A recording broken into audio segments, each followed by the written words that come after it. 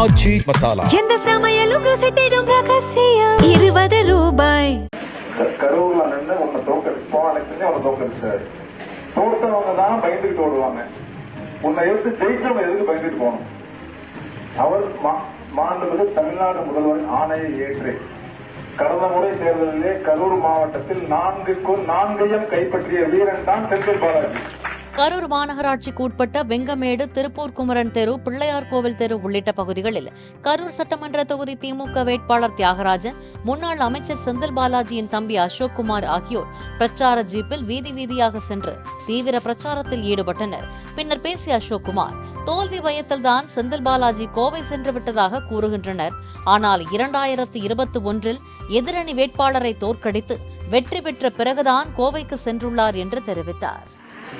கழக தலைவர், மாண்புமிகு தமிழ்நாடு முதல்வர், கழக இளந்தலைவர், மாண்புமிகு தமிழ்நாடு துணை முதல்வர் அவர்களின் ஆசி பெற்ற மண்ணின் மைந்தன், 5 ஆண்டுகளில் 5000 கோடி நிதியை கரூர் மாவட்டத்திற்கு பெற்று தந்த வெற்றி வீரன் டி. செந்தில் பாலாஜி அவர்களின் ஆதரவு பெற்ற அண்ணன் ஆசியம் தியாகராஜன் அவர்களுக்கு உதயசூரியன் சின்னத்தில் உங்களிடம் வாக்கு கேட்டு வந்துள்ளோம்.